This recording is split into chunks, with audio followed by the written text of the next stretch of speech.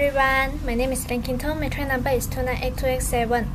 Now I will presenting about the Kuala Lumpur Standard Chartered Marathon 2025, also known as KLSCM 2025. So first, a bit of background. KLSCM 2025 is actually the 70th edition of Malaysia's premier distance running event. It is also recognized as a World Athletics Elite Level event, which means it meets a high international standard. Every year, it attracts tens of thousands of local and international runners, making it one of the biggest sporting events in Malaysia. At the same time, it also promotes a healthy lifestyle, tourism, and community engagement. The marathon is held in Kuala Lumpur city centre, starting from Jalan Raja Laut and ending at Stadium Merdeka. The location is quite strategic because it's easy to access and runners can enjoy the city's iconic landmarks along the route. The event is organized by Dirigo Events SDM PhD with support from Kuala Lumpur City Hall and Malaysia Athletics. The main sponsor is Standard Chartered. In terms of participants, KLSCM attracts a wide range of people, including professional athletes, amateur runners, corporate teams, families, children, and also international runners. So it's very diverse and globally recognized. For activities, there are different race categories like the full marathon, which is 42 km, half marathon 21 km, 10 km runs, and 5 km fun runs, as well as the Kids Dash for children. There are also extra programs such as charity runs and a lifestyle expo. Lastly, the event provides services like race kits, medical support, hydration stations, timing systems, and also security to make sure everything runs safely and smoothly. That's all from me. Thank you. Okay, hi everyone, my name is Nosrana binti Nazri and my metric number is 298934. So today I will explain to you guys about my topic, which is the risks and liabilities. Okay, so moving on to our risks and liabilities, analysis is one of the key safety issues identified in the crowd congestion. So in a large scale event like the KL Marathon, overcrowding occurs when a high number of participants gather in the one area, especially at the starting point or hydration station. When the space becomes a limited movement is restricted and the flow of runners becomes slow and difficult to manage. So these issues can lead to the several impact. Firstly, it can cause us physical discomforts and increase the stress, particularly due to Malaysia because we have hot weather. Okay, so a real example that we can see at the Dataran Merdeka, which served as the main starting point for the KL Marathon. Due to the large number of participants, this area often become a high congestion, increasing the risk of the collision and restricted movement. So the key location allowed the organizer to implement the better control measure to ensure the participants' safety and fulfill their duties of care. Next, we move to our second critical safety issues, which is the heat exhausting. Given Malaysian tropical climates, this represents a high probability risk that must be carefully managed during the KL Marathon. So based on the marathon studies, approximately 13% to 50% of the runner experience dehydration, while around the 5% to 10% require the medical attention due to the heat-related condition, and this figure the highlight of the seriousness of these issues. Alright, there are two main contributing factors. First, hot and humid weather increase the body temperature and prevent the effective cooling as sweat cannot evaporate efficiently. Second, long distance running lead to significant fluid loss, which further increase the physical stress on the body. As a result, participants may experience dehydration, heat exhausting, or even the fainting. So if not treated promptly, this can escalate into the more severe conditions such as heat stroke. In the context of the KL Marathon, several cases have been reported where the runner required medical assistance due to dehydration caused by the climate condition in the area of Dataran Merdeka. So this risks highlight the importance of providing the adequate hydration station, medical support teams, and cooling zone throughout the race routes to ensure the participant safety to fulfill the organizer duty of care. Hello and Assalamualaikum. I'm Syameh, number matric 2999720. So today I would like to continue about the part legal application. So we have 4. The first one is negligation, second contract law. So we move to first. In negligation, what is negligation? So in contact duty of care, which is the organizer on duty to ensure the safety of all participants and attendees. So it includes proper planning. Also, the risk assessment is more important. So the second one is contract law in ticket or reservation agreement. So in this agreement we have TNC, which is terms and condition.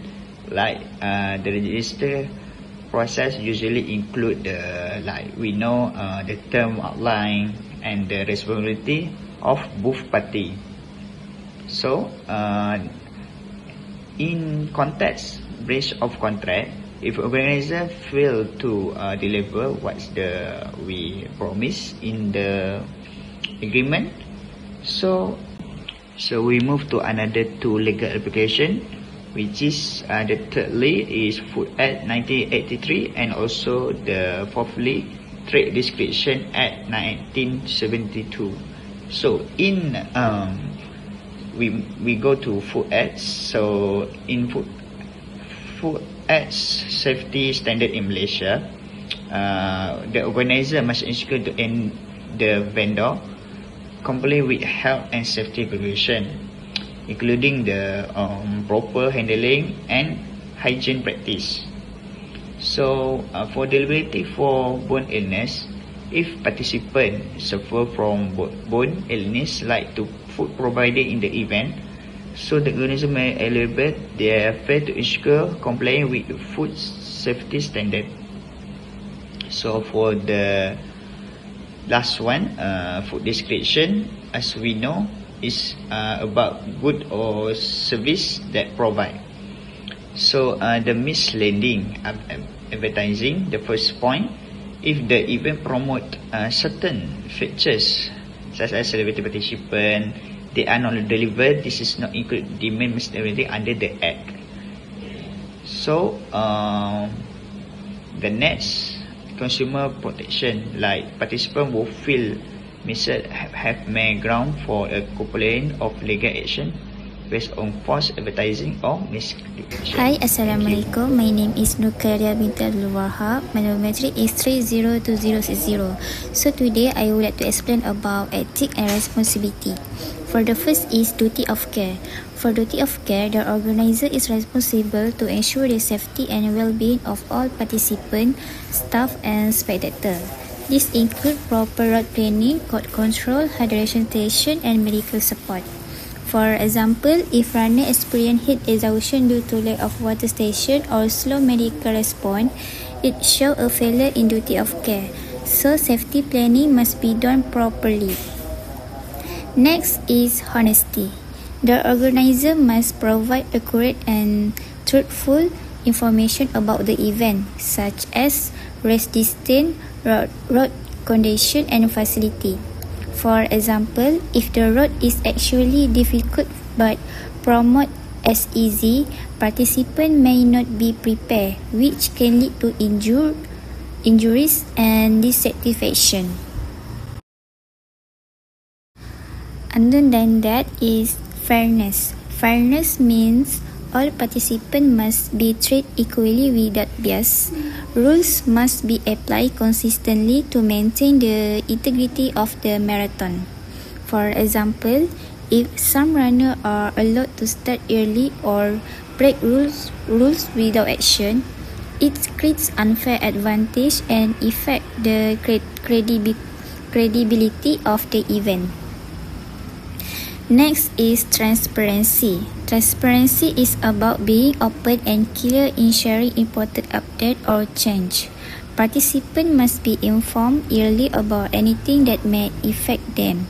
For example, if there is a last-minute route change and participants are not informed, it can cause confusion, overcrowding, and safety risks. Next is accountability. Accountability means the organizer must take responsibility for any issue during the event. This includes handling complaints and improving future events. For example, if participants complain about lost item or poor crowd control, the organizer should take action and improve security measures. Lastly is respect for guest rights. Respect for guest rights means participants have the right to safety, accurate information, privacy, and good experience. For example, personal data collected during registration must be protected, and all participants should have equal access to facility and support. So, based on the issues discussed earlier, there are some key recommendations and improve the management and safety of the event. First of all, the organizer should implement an effective crowd control system by managing participant movement using barriers, clear signage, and staggered flight of times. This is especially important in KL Marathon because of the large number of participants gathering at the starting point. And it helps reduce overcrowding and prevent accidents such as collision or stampede. And at the same time, it helps organizers avoid legal issues if injuries happen due to poor crowd management. And secondly, a comprehensive emergency standard operating procedure or SOP should be prepared for handling emergencies. This ensures a quick and organized response during incidents such as injuries or collapse during marathon. It also the risk of delayed response, which could lead to more serious consequences and legal claims. Moving on to the next recommendation, which is the organizer should ensure that participants are covered by personal accident insurance. This protects both participants and organizers from financial loss due to injuries.